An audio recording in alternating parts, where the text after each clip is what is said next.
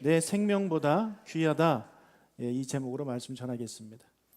자, 예수님께서 산으로 기도하러 가셨습니다. 그리고 잠깐 기도하신 게 아니라 밤이 새도록 기도하셨습니다. 누가복음 6장 12절입니다. 이때 예수께서 기도하시러 산으로 가사 밤이 새도록 하나님께 기도하시고.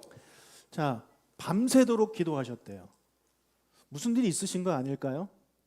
예수님이 매일매일 기도하러는 가셨지만 이렇게 밤이 새도록 기도하신 적은 복음서에 보면 한 2번 정도 있는 것 같습니다. 하나는 십자가를 지시기 전에 그렇게 기도하셨고, 또 한 번이 지금이에요. 그러면 십자가를 지는 것만큼 뭔가 좀 중요한, 뭔가 좀 큰일이 생긴 것이 아닐까라는 생각을 우리가 이제 하게 되죠.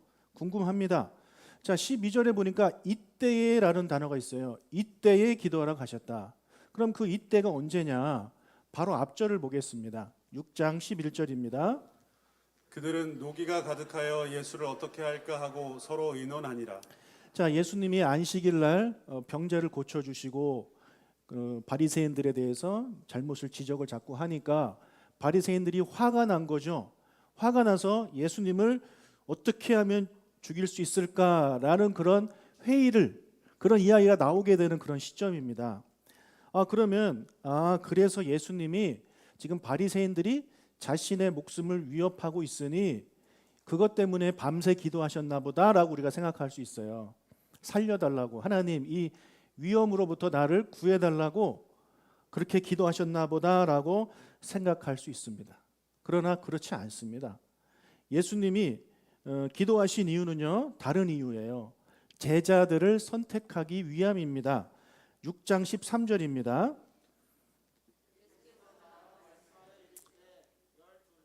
예, 6장 13절 시작.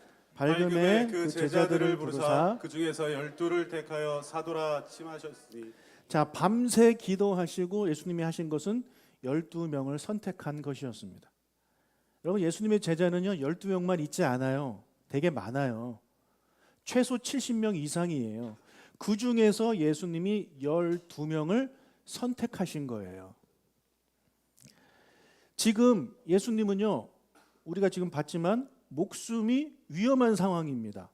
왜냐하면 예수님의 적이 예수님을 어떻게 할까, 어떻게 죽일까를 고민하고 그렇게 회의를 하고 있는 그 상황이란 말이에요. 우리 같으면 그것 가지고 기도하겠죠. 하나님, 누군가가 나를 죽이려고 합니다. 하나님, 제가 이번에 큰 시험을 앞두고 있습니다. 하나님, 제가 이번에 큰 수술을 앞두고 있습니다. 하나님, 이번에 큰 정말 중요한 인터뷰를 제가 앞두고 있습니다. 라고 하면서 무슨 큰일 있으면 우리는 간절히 기도할 거예요. 어떤 분들은 밤이 새도록 기도를 하시겠죠. 그런데 예수님은 그런 상황에서 그 문제를 가지고 밤새 기도하신 것이 아니라 다른 문제로, 제자를 삼는 일을 가지고 예수님이 밤새 기도하셨다라는 것입니다. 그래서 이 누가는요, 그 일 후에라는 그 단어를 집어넣음으로 말미암아 예수님에게 무엇이 더 중요하고 더 소중한지를 우리에게 말씀해주고 있는 것입니다. 여러분, 예수님이 이 땅에 왜 오셨습니까? 예수님이 이 땅에 오신 이유를 알고 계신가요? 우리를 구원하기 위해 오셨습니다. 그렇죠? 그러나 이 하나의 목적만 가지고 오신 것이 아닙니다. 만약에 예수님이 우리를 구원하기 위해서 오셨다면, 이 목적 하나만 가지고 오셨다면 예수님은요 제자를 삼으실 필요가 없습니다. 왜냐? 십자가 사역은 누가 도와줄 수 있는 게 아니에요. 오직 예수님 한 분만이 하실 수 있는 거예요. 예수님만이 우리의 구원자가 되신단 말이에요. 그 어떤 인간도 예수님의 십자가 사역을 도와줄 수가 없습니다.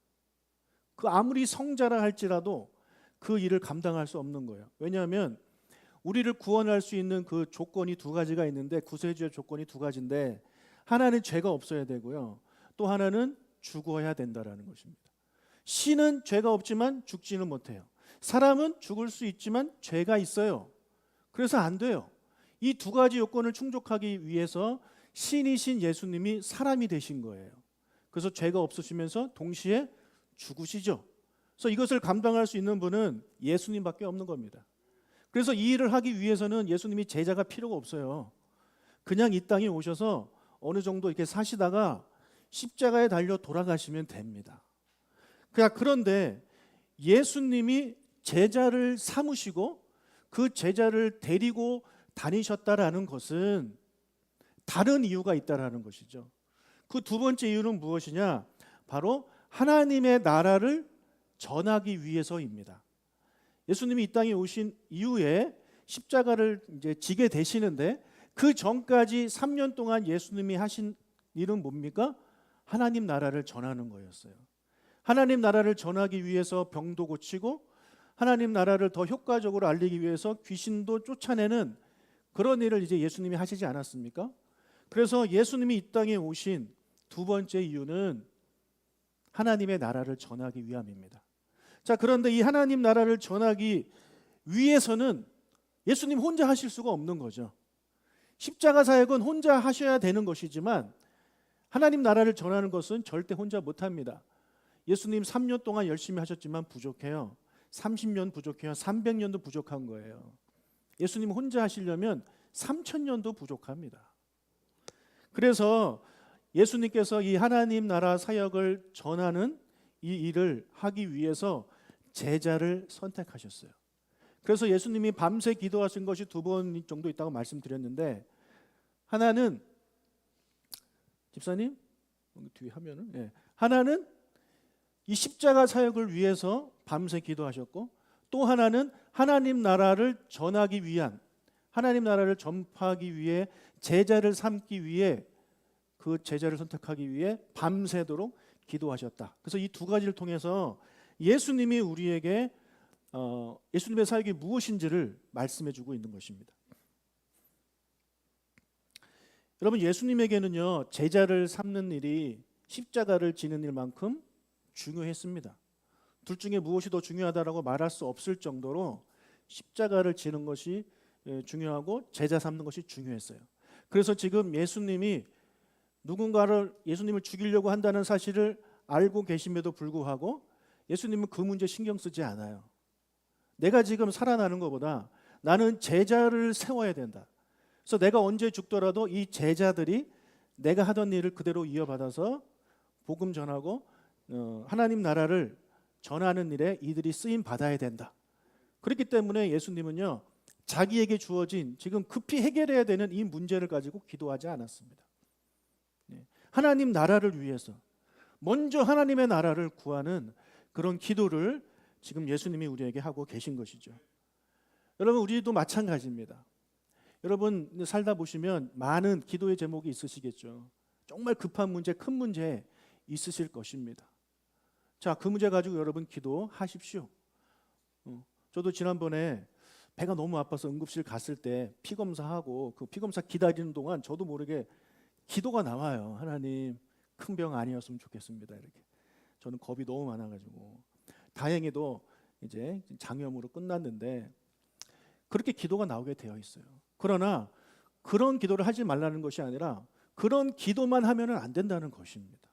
그런 기도는요, 잠시 하십시오. 그러나 우리가 정말 관심을 갖고 오랜 시간 동안 기도해야 되는 기도의 제목은 하나님 나라를 위한 것이에요. 특별히 오늘 우리에게 주신 말씀으로 내가 누구를 제자로 삼을 것인가?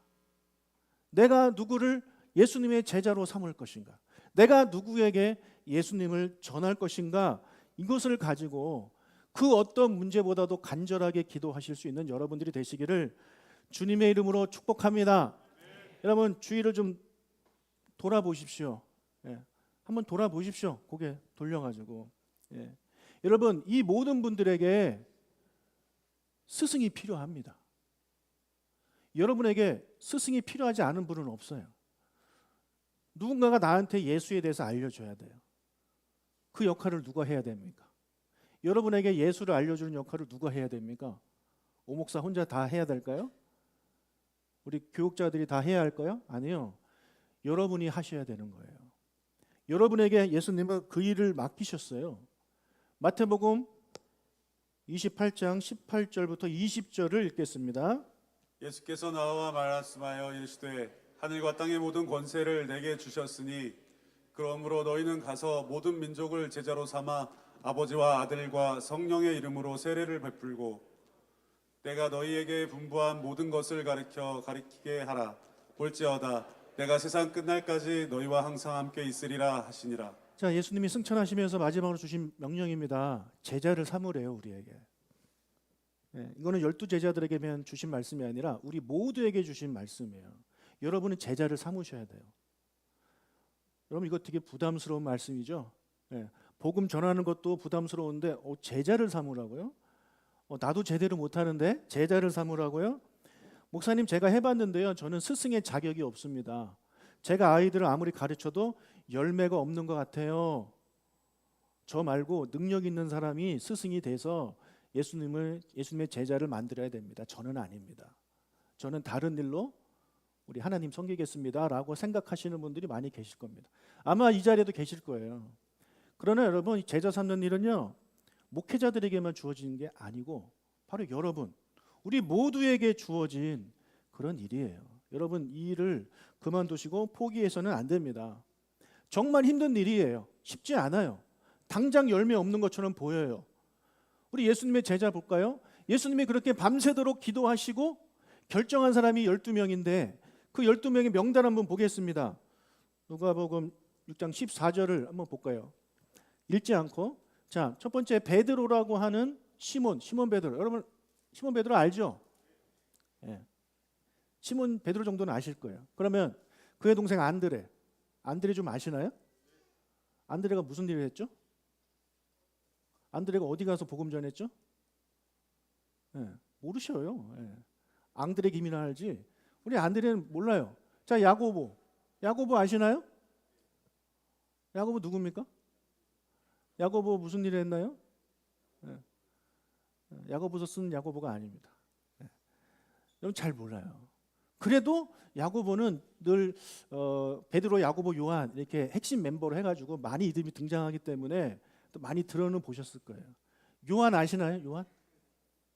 요한은 좀 아실 거예요. 요한복음도 썼고 요한계시록, 요한 1, 2, 3서 썼고 뭐 예수님이 사랑받았다, 뭐 어디서 죽었는지 정도는 다 아실 겁니다.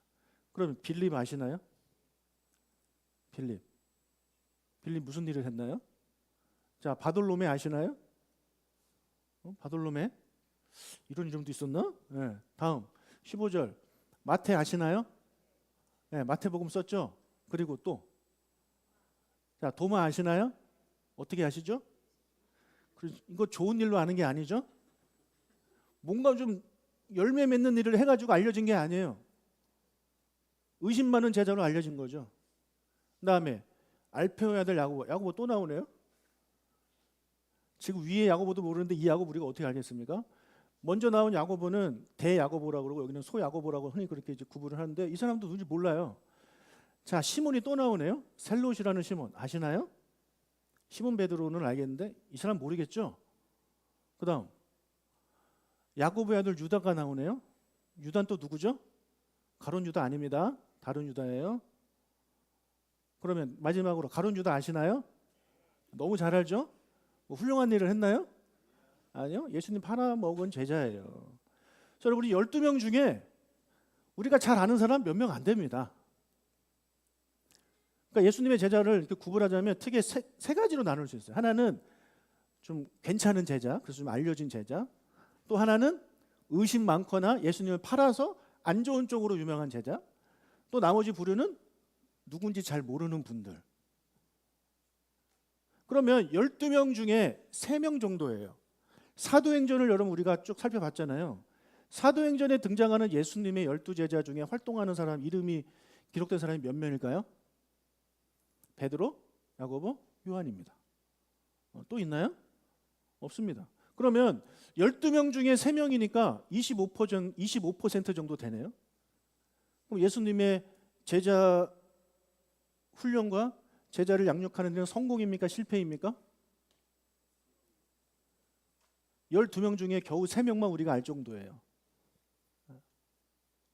당장 보기에는 와, 예수님도 12명 뽑아서 3명이 겨우 그렇게 활동하고 좀 알려졌는데 그런데 우리가 어떻게 되겠냐. 역시 나도 한번 해봤더니 나도 교사도 해보고 뭐도 해봤지만 사람들이 변화가 없더라. 나에게는 스승의 자격이 없다, 자질이 없다, 나는 못한다, 능력이 없다, 이런 생각들을 많은 분들이 하게 되는 거예요. 그러나 여러분, 이 베드로, 야고보, 요한만 이제 우리가 뭐 알고 있지만 그 외에 나머지 사람들도 비록 사도행전에는 기록되어져 있지 않지만 전승에 의하면 그들도 각자의 자리에서 열심히 복음 전하다가 죽었어요. 순교했단 말이에요. 먼저 안드레는요, 비잔티움에서 선교하다가 X자 십자가에 매달려 죽었고 순교했고, 러시아에서도 이제 선교했다는 전승이 있고, 빌립은 그리스에 가서 선교하다가 순교했고요. 그다음에 바돌로메, 나다나엘이라고도 하는데 이 사람은 아르메니아에 가서 복음 전하다가 산채로 이제 칼로 이제 그 살가죽이 다 벗겨지고 마지막에 머리가 참수당하는 그런 일로 이제 또 순교를 당했어요. 도마는 인도 가서 선교하다가 순교했고, 마태는요 에디오피아 또는 페르시아에 가서 선교하다가 순교했고, 그다음에 알페오의 아들 야고보, 이 사람은 바리새파들한테 이제 순교를 당합니다. 그리고 야고보의 아들 유다, 다데오라고도 하는데 이 사람은 페르시아에서 선교하다가 순교하고, 그리고 셀로딘 시몬도 페르시아에 가서 선교하다가 순교해요. 우리가 모를 뿐이지 이 사람들은 다 어딘가에 가서 예수님 전하고 그 자리에서 순교하는 그런 삶을 살았어요. 그러니 우리는 몰랐지만, 그리고 그 당시에 그들과 함께 했던 사람들도 요즘 도마 뭐해? 어디 있어? 몰랐지만 그들은 다 각자 주어진 자리에서 복음 전하고 그렇게 순교했다라는 것입니다. 여러분, 그들을 통해서, 그들이 세운 제자를 통해서 그들이 또 다른 제자를 만들고, 그래서 그 제자의 제자가 이어져서 우리에게까지 복음이 전달된 거 아닙니까? 여러분, 제자가 뭡니까? 제가 계속해서 말씀드리죠. 예수님이 베드로를 부르실 때 뭐라 그러셨어요? 사람을 낚는 어부가 되게 하리라. 그게 제자라니까요. 제자가 뭐 앉혀놓고 막 뭐 체계적으로 가르치고, 그 다음에 뭐 그걸 이해해서 또 막 가르치고, 이런 거를 우리는 제자로 생각하면 안 돼요. 사람을 낚는 어부, 즉 전도하는 삶이 제자의 삶이에요. 내가 누군가를 전도해서 그 사람이 또 누군가를 전도한다? 그럼 그 사람은 제자가 된 거예요. 제자 훈련 받는다고 제자가 되는 게 아닙니다. 아무리 제자 훈련 받아도 전도하지 않는 삶은요, 제자의 삶이 아니에요. 그러나 예수님에 대해서 잘 몰라도 복음 전하고 예수님 전한다? 그 사람은 제자가 된 거예요. 그래서 만약에 여러분이 누군가한테 전도를 했는데 그분이 예수 잘 믿고 또 누군가를 전도하고 있어요? 여러분은 여러분의 제자를 삼은 겁니다. 여러분 제자가 좀 있으신가요? 자, 그렇게 눈에 보이게 우리 최경숙 집사님 같이 막 변화되고 그러면은 너무 좋겠지만 그렇지 않은 경우가 훨씬 더 많습니다. 그리고 시간이 오래 걸리잖아요. 지금 여러분들이 과거에 뭐 선생님으로서 또는 셀 리더로서 뭐 이런저런 모습으로 사람들을 뭐 가르치고 양육했는데 그 사람이 지금 어떻게 살고 있는지 잘 모를 수 있습니다. 신앙생활 안 한다고 생각하실 수도 있고, 그러나 여러분이 못 볼 뿐이고 여러분이 모를 뿐입니다. 제가 좋아하는 그 CCM 중에 땡큐라는 노래가 있습니다. 어떤 가사냐면 그 작사가가 쓴 건데, 내가 당신과 함께 천국에 가는 꿈을 꿨습니다. 당신과 천국을 거닐고 있는데 누군가가 당신에게 달려와서 고맙다라고 인사를 합니다. 근데 이 사람은 몰라요, 누군지.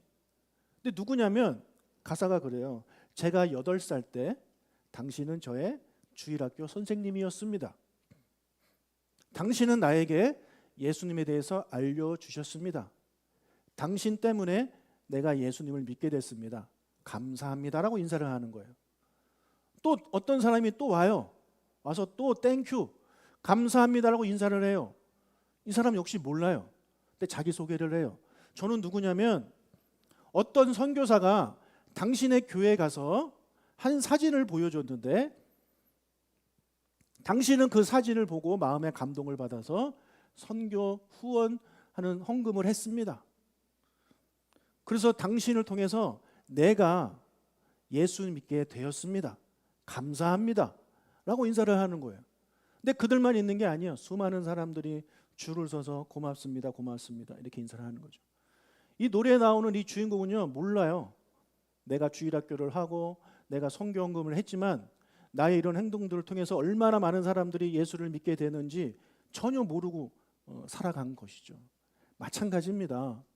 내가 복음 전할 때마다 그들의 삶이 막 확 바뀌고 복음 받아들이고 그리고 또 복음을 전하고 이런 것들을 내 눈으로 본다면 신이 나서 복음을 전하겠지만 그렇지 않아요. 내가 몰라요. 모릅니다. 우리가 단기 선교 가서 일본 가서 막 이렇게 복음 전했지만 그 중에 몇 명이 예수 믿게 됐는지 우리는 몰라요. 나중에 천국 가서 아는 거예요. 그러니 여러분, 내가 예수님을 전했을 때, 내가 누군가를 제자 삼으라고 했을 때 아무 열매가 없어요, 목사님. 저는 능력이 없어요. 저는 그만둘래요. 힘들어요. 이런 생각은 하나님이 주시는 생각이 아니라 사단이 주는 생각이에요. 버리세요. 우리는 그냥 가르칠 뿐이고 우리는 예수님을 전하는 거예요. 그럼 그 사람이 언젠가 또 누구한테 전할 거예요. 이런 것들이 역사적으로 2000년 동안 계속돼서 수많은 사람들이 예수 믿고 우리가 예수 믿게 된 거 아닙니까? 예수님은 그 지금 목숨이 위험한 그런 상황에서 제자를 선택하는 기도를 하셨습니다. 지금 여러분의 삶 가운데 많은 기도의 제목이 있을 줄 압니다. 당장 해결해야 되는. 그러나 그런 기도를 가지고 그런 기도만 드리는 우리가 되는 것이 아니라 하나님께 기도해 보세요. 하나님, 저는 누구를 제자 삼을까요? 저는 누구를 제자 삼을까요? 여러분의 자녀, 하나님이 여러분에게 주신 제자예요. 여러분의 자녀 제자 삼아야죠. 여러분의 부모님 제자 삼아야죠. 여러분의 배우자들 제자 삼아야죠. 여러분의 친구들, 뭐 사귀는 사람들, 그분들 여러분의 제자를 삼아야죠. 그뿐만 아니라 우리 교회 앞에 왔다 갔다 하는 그런 분들 제자 삼아야죠. 제가 요즘 하나님이 저에게 계속 주시는 마음이 있어요. 뭐냐면 우리 주변에 보내주신 외국인들, 이방인들, 나그네들을 위해서 한글을 가르치는 일을 해야 되겠다라는 마음을 주세요. 여러분 중에 한글 모르시는 분 없으시죠? 우리 모두가 다 할 수 있는 일이에요. 우리가 외국에 나가서 한글을 가르치려면 정말 힘들어요. 금방 배울 수 있는 게 아니잖아요. 계속 가야 돼요. 1년, 2년 머물러야 돼요. 그러나 우리는 이 땅에 살고 있고 이 땅에 하나님이 한국어를 배우고 싶어하는 수많은 외국인들을 보내주셨어요. 그들에게 우리가 한국어를 가르치면서 최종 목표가 뭐겠습니까? 그들이 한국어로 된 성경을 읽게 만드는 거죠. 그리고 한국어로 된 그 설교를 들을 수 있게끔 도와주는 역할. 저는 너무나도 중요하고 소중한 귀한 사역이라고 생각합니다. 우리가 이 일을 이제 시작하려고 하는데 여러분 마음속에 나 이 일에 동참하고 싶다. 그런 마음이 드시는 분이 계시다면 저한테 말씀해 주셔서 같이 이 일을 했으면 좋겠어요. 여러분 중에 이 일을 못 하실 분은 없습니다. 초급, 중급, 고급 이렇게 아무리 나눠도 여러분들 다 할 수 있어요. 한국말 그냥 하시면 되는 거예요. 뭘 가르치는 게 아니라 그냥 같이 대화해 주는 거. 쉽게 대화해 주는 거. 얼마든지 할 수 있죠. 그래서 거기서 초급이 중급되고 중급이 고급되고 고급이 성경 읽고 설교 듣고 이해할 수 있게. 그래서 이 땅에 보내주신 그 잃어버린 영혼들을 우리가 이 땅에서 한국어를 가르치면서 복음을 전할 수 있는 그런 교회가 된다면 우리는 한국 사람뿐만 아니라 전 세계 사람들을 제자로 삼을 수 있는 그런 귀한 사역을 하게 되는 것입니다. 자, 이 일을 하라고 하나님이 우리에게 옆에 센터 주지 않았겠습니까? 우리만 쓰는 게 아니라 그렇게 제자 삼는 일에 사용되는 센터가 될 수 있도록 기도해 주시기를 축복합니다. 우리 옆 사람과 인사하겠습니다. 제자 삼으십시오.